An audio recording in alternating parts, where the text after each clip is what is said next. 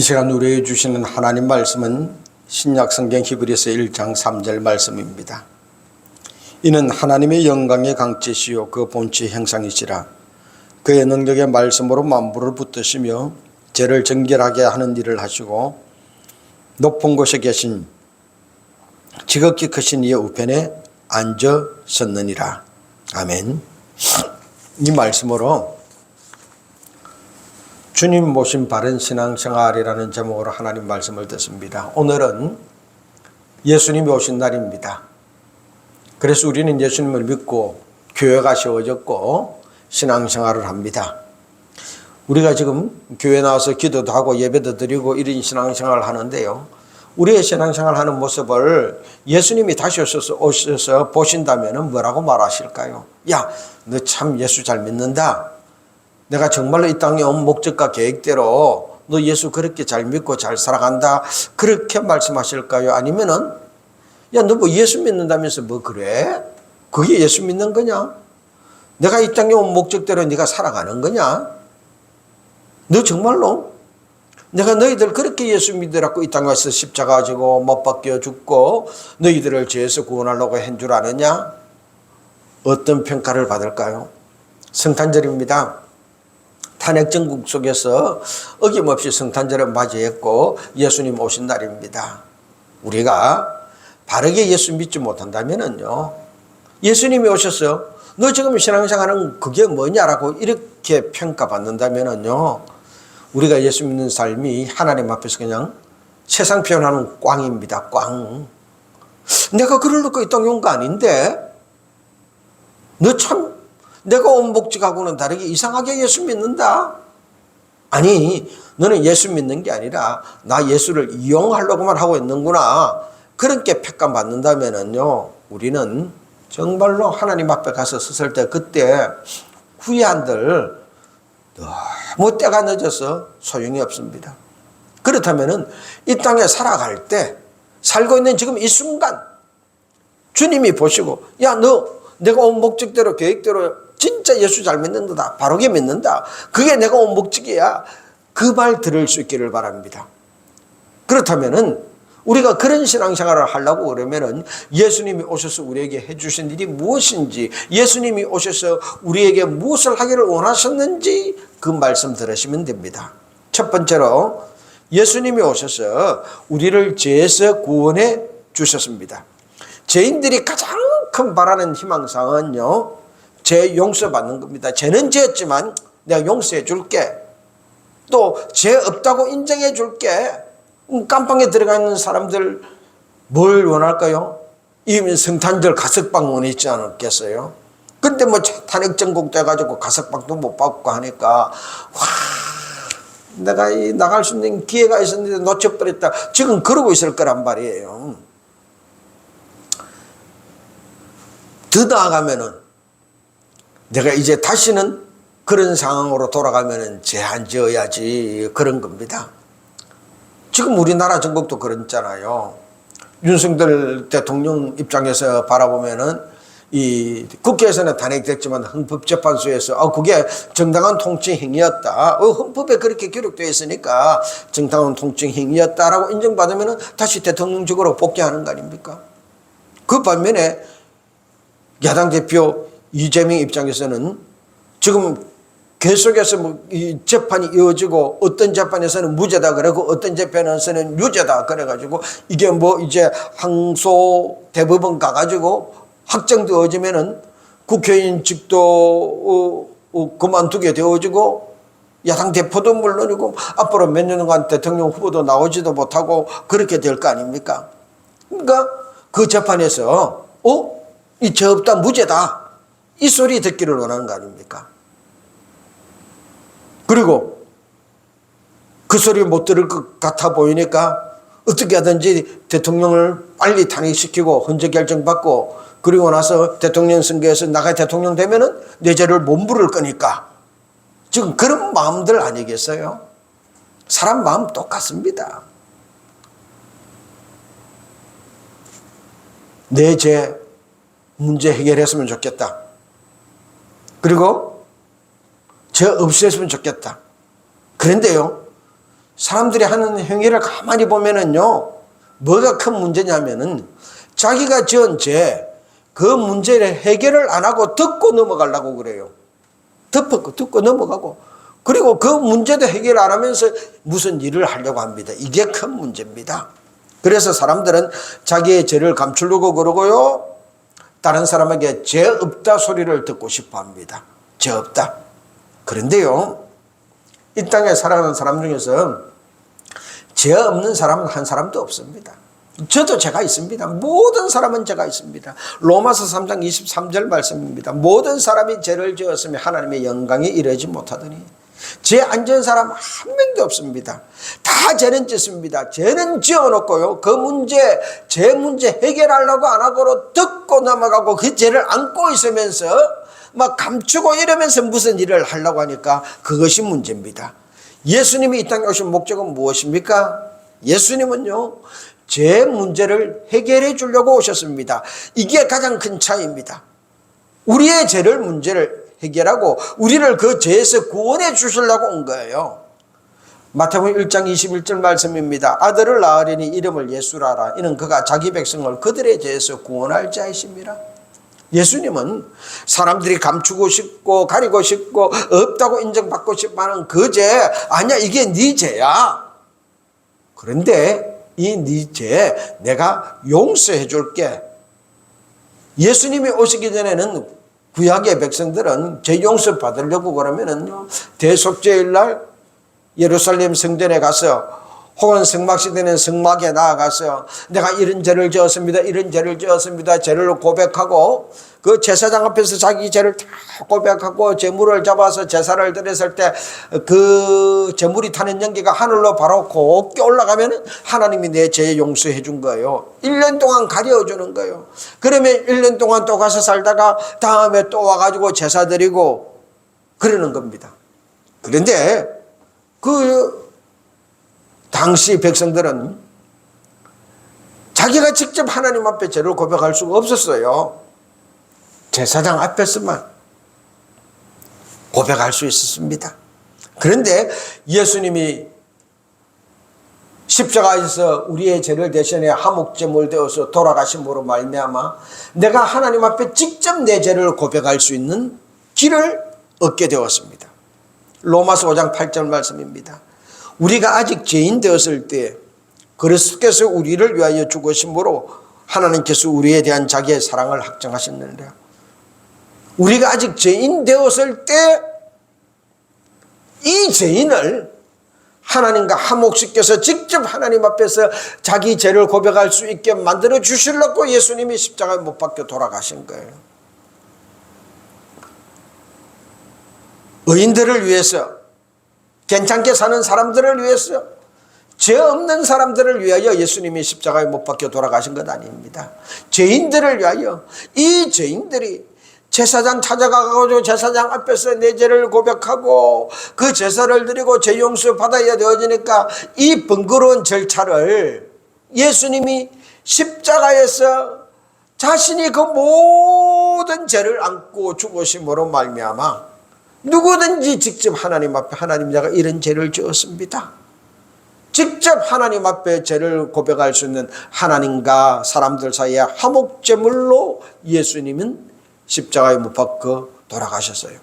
다시 말해서 예수님이 이 땅에 오신 목적은 이제는 사람들이 무슨 죄든지 하나님 앞에 직접 아버지 하나님 내가 죄 지었습니다, 이런 죄인입니다, 그 고백할 수 있는 길을 열어주시려고 오신 겁니다.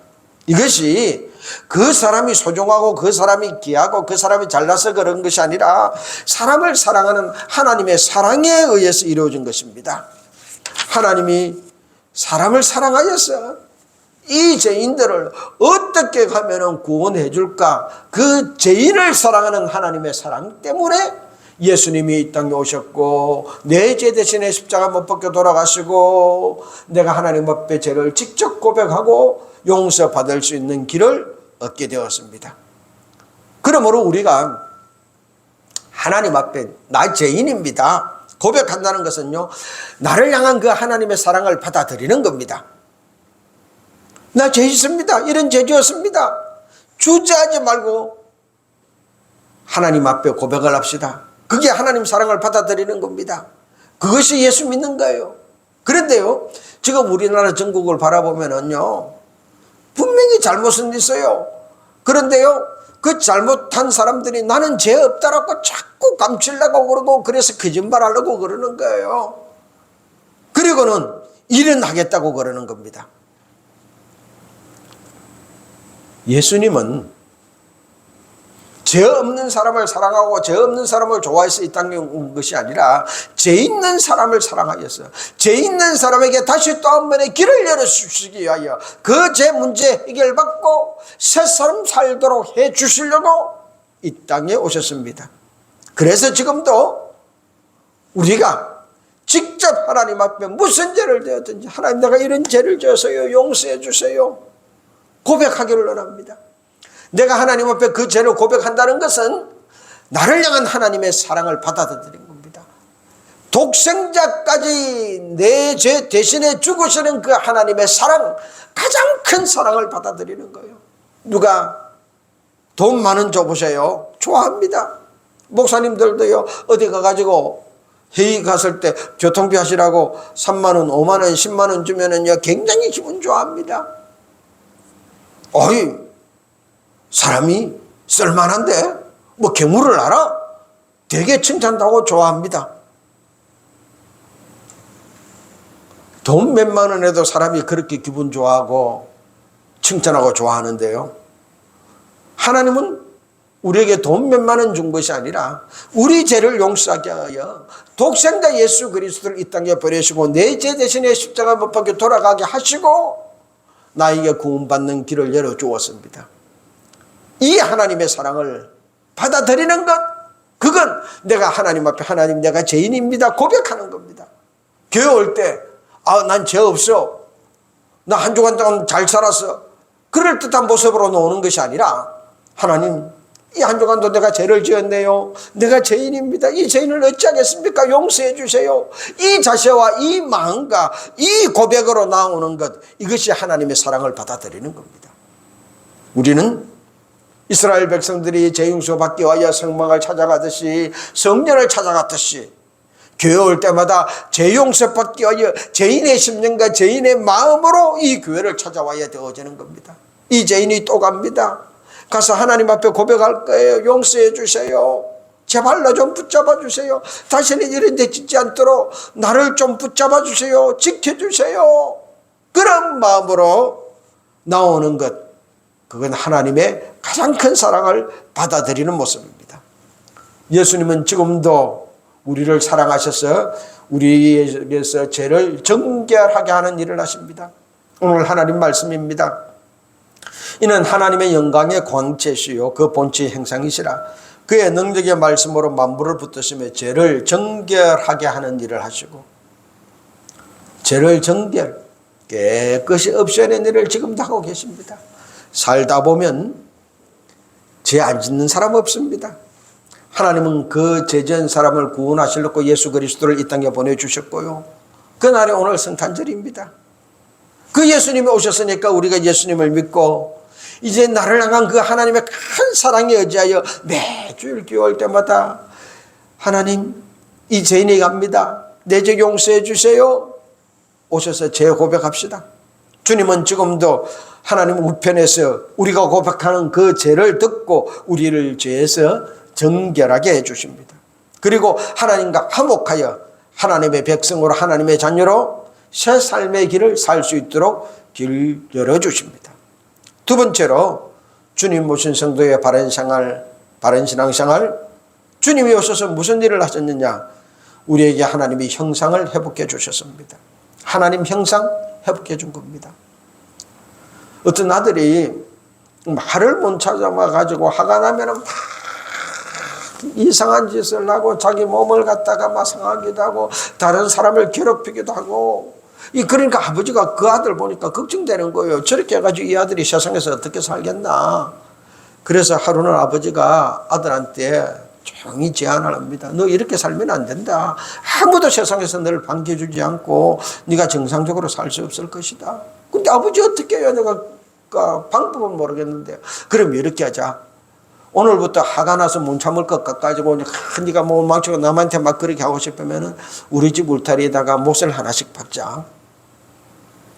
그러니까 못을 박으니까 하루에 10개도 받고 막 20개도 받고 그러는 거예요. 그 개수를 보면서 이 아들이 생각합니다. 내가 이렇게 못을 하루에 많이 박아서 되겠나? 그럼 참아봐야지. 그러니까 이제 이 참는 게 조금 익숙해져서 못 박는 횟수가 10개에서 5개로 줄어들어가 드디어 하루에 한 개도 안 받게 되었습니다. 아버지, 내가 이제 참고 못을 하나도 안 받게 되었어요. 그래, 그렇다면은 이제는 네가 그걸 참고 못을 안 박을 때마다 박힌 못을 하나씩 빼보는 거 어떻겠느냐. 그렇게 세월이 좀 흐르니까 아버지한테 이야기하는 겁니다. 아버지, 이제 못을 다 뺐어요. 더 이상 못이 없습니다. 그러니까 아버지가 그 아들을 데리고 울타리를 갖다가 쭉 돌아보면서 이야기하는 겁니다. 아들아 봐라. 이 울타리에 못은 다 빠졌지만 네가 못을 박았던 이 흔적은 다 남아있지 않느냐.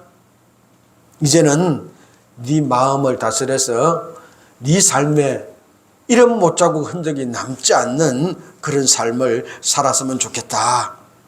그랬습니다. 우리가 예수님을 믿고 죄를 지었습니다. 죄 용서 받았습니다. 예수님은 우리 죄 용서해 주었지만은요, 그러나 죄 지은 흔적은 남아있는 겁니다. 이 죄 지은 흔적을 주우려면은요, 하나님이 처음 사람을 만들었던 그 모습, 하나님의 형상을 회복해야 되어집니다. 하나님은 사람을 하나님의 형상으로 만들었습니다. 창세기 1장 26절 말씀입니다. 하나님이 이르시되 우리의 형상을 따라 우리의 모양대로 우리가 사람을 만들고, 하나님이 하나님의 형상대로 사람을 만들었을 때는요, 이 사람을 통해서 에덴의 동산을 다스리게 만들었고, 에덴 동산부터 시작하여 저 하늘에 나는 새와 저 바다의 물고기까지 다 다스리기를 원했습니다. 에덴 동산에서 시작해가지고요, 저 지구 끝까지 우주까지 다 다스리기를 원하는 사람이 되기를 원했습니다. 하나님의 형상일 때는요, 에덴의 동산의 모든 것, 자연의 모든 것이 아담과 하와의 말에 순종했습니다. 다스림을 받았습니다. 바람이 일어나도 잠잠해라 그러면 잠잠해졌을 거고요. 사자가, 호랑이가 아담과 하와의 말에 복종하고 순종했습니다. 다스림을 받아들였습니다. 땅도요, 하나님이 세운 목적대로 사시사철 시절을 쫓아 열매를 맺는 가시를 내었고요, 땅에서 농사하고 피땀 흘리지 않아도 먹고 살 수 있게 되었습니다. 그런데 아담과 하와가 범죄하여 죄를 짓고 나서부터, 하나님의 형상을 잃어버리고 나서부터는요, 이 땅과 세상이 아담과 하와의 말에 순종하지 않습니다. 다스림을 받지 않는 겁니다. 땀 흘려 수고해야 겨우 먹고 살 수 있겠습니다. 땅은 엉겅기를 내고요, 가시덤불을 내고요, 잡초들을 내고요. 하나님의 형상을 가지고 있던 사람이 그때의 그 모습 때 땅이 순종하던 것과는 달라졌어요. 그 이유는 땅들이 할 일이 엉겅기 무화과를 내고 아담과 하와가 어떻게 하든지 노력해야만 먹고 살 수 있도록 하는 거, 그게 땅의 주 임무가 되어버렸단 말이에요.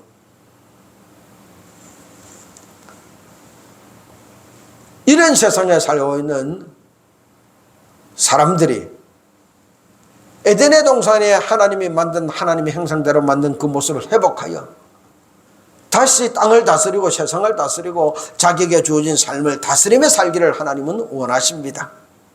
그래서 이 사람들에게 하나님의 형상을 회복시켜주기 위하여 하나님은 예수님을 이 땅에 보내주셨습니다. 오늘 말씀입니다.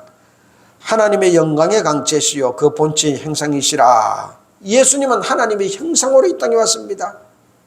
사람들이 예수님을 통하여 하나님의 형상을 본받게 하기 위하여 오신 겁니다.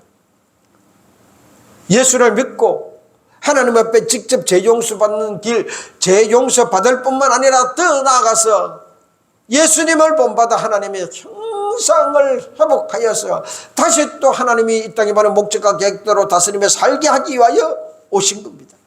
로마서 8장 29절 말씀입니다. 하나님이 미리 하신 자들을 또한 그 아들의 형상을 본받게 하기 위하여 미리 정하셨으니, 하나님의 형상, 예수 그리스도의 형상을 본받게 하기 위하여 우리를 정하시고 우리를 이 땅에 보냈습니다. 하나님의 최고의 관심은 사람들이 어떻게 하나님의 형상을 회복하느냐 하는 겁니다. 그래서 교회를 세우고 목사를 보내고 성도들에게 하나님의 형상을 회복시켜 주시기를 원하고 계십니다.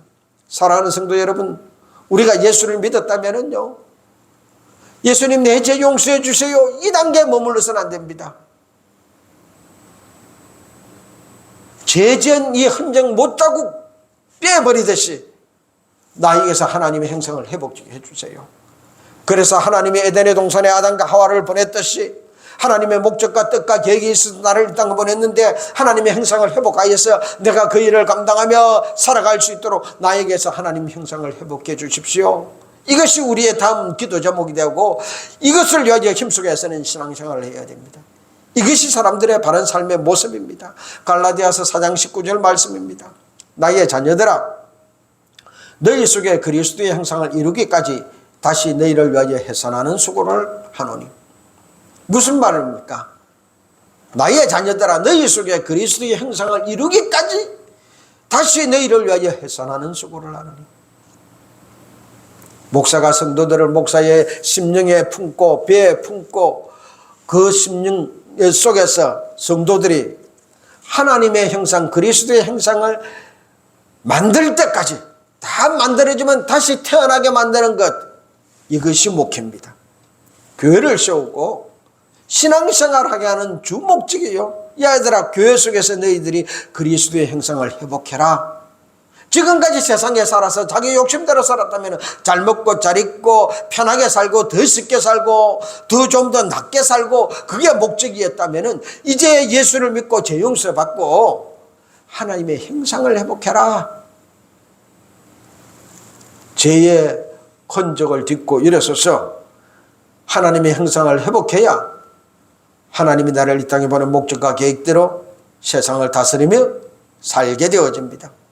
하나님은 우리가 예수를 믿고 살면서 이 세상에 막 지배를 받으면서 세상 올무에 빠져가지고 하나님이 이 올무 좀 벗겨주세요, 이 문제 좀 해결해 주세요, 매 주일마다 나올 때마다 허덕이며 그렇게 사는 거 원치 않습니다. 매 주일마다 교회 나와서 하나님의 형상을 회복한 그 몸을 가지고 하나님이 나를 이 땅에 보낸 목적대로 세상을 다스리며 살기를 원하십니다. 그 길은요, 돈을 많이 가진다고 높은 자리에 올라갔다고 되는 거 아닙니다. 대통령이 된다고 되는 거 아닙니다. 하나님 형상 회복해야만 할 수 있는 일입니다. 세 번째로, 주님이 이 땅에 오신 목적, 예수님을 모신 사람들이라는 바른 신앙생활은 주님을 만나면 하나님의 형상을 회복하여 하나님의 백성이 되어서 나를 이 땅에 보낸 목적과 계획을 따라 일하며 살게 되어지는 겁니다. 예수 믿는 목적이 무엇입니까? 어떤 사람은 말합니다. 천국 가는 거요. 이 땅은 지옥 같아요. 너무너무 힘들어요. 그러면서 간신히 택거리하듯이 죽어서 천국 가는 날만을 기다리면서 지옥처럼 이 땅을 살아갑니다. 하나님은 그거 원하지 않습니다. 우리가 예수를 믿었는데 이 땅을 지옥처럼 살면서 이 힘든 고해, 괴로움, 바다 같은 이 세상 어떻게 하면 벗어나냐 막 그러며 사는 걸 원하지 않으십니다. 예수를 믿었으면은 이 땅에서 하나님이 나를 보낸 목적과 계획을 따라서 그 일을 하며 행복하게 사는 것을 원하십니다. 하나님은 우리가 이 땅에서 하나님이 보낸 목적과 계획 따라 살기를 원하십니다. 그 일을 하며 살기를 원합니다. 성령님이 오늘도 성도를 위하여 기도하십니다. 로마서 8장 27절 말씀입니다. 마음을 살피시는 이가 성령의 생각을 하시나니 이는 성령이 하나님의 뜻대로 성도를 위하여 간구하심이니라. 우리 안에 계신 성령 하나님이 하나님의 뜻대로 우리가 살도록 지금도 이 시간도 기도하고 계십니다. 우리가 하나님의 뜻을 깨닫고 그 뜻대로 살려고 할 때 힘이 부족할 수도 있고 돈이 없을 수도 있고 높은 자리에 권력이 모자랄 수도 있고 그래서 내가 못할 그런 행편일 수도 있습니다. 그때 내 안에 계신 성령님이 나의 그 연약하고 모자란 부분을 도와주십니다. 로마서 8장 26절 말씀입니다. 이와 같이 성령도 우리의 연약함을 도우시나니. 우리의 연약함, 내가 모자라서 내가 몰라서 나에게 없어서 내가 할 줄 몰라서 안 되는 그 부분 도와주시려고 성령님은 나를 하나님의 뜻대로 살도록 기도하시고 내 몸에 거하면서 나를 도와주십니다. 오늘도 예수님을 만나 죄 용서받고 하나님의 행성을 회복하여 하나님이 보낸 바로 그 일 비전 따라 사는 성도들을 도와주시려고 성령님은 우리 안에 거하십니다.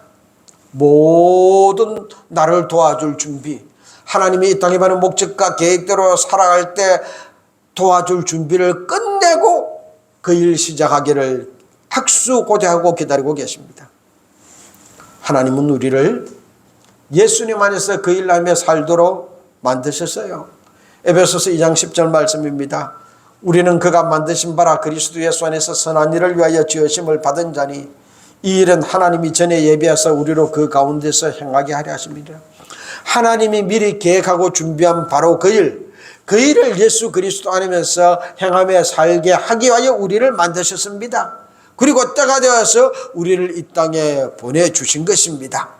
그리고 이 땅에 와서 예수를 믿고 이 예수님이 오신 성탄절 이날 예수님을 받아들여서 예수님을 모시고 예수를 믿고 죄 용서함을 받고 이 죄의 흔적을 딛고 그 일을 감당할 수 있도록 하나님이 형상을 회복하여서 그 일을 깨닫고 그리고 그 일을 시작할 때 성령님이 우리 안에서 하나님이 계획하신 대로 예배하신 대로 그 가운데서 행하며 살도록 도와주십니다.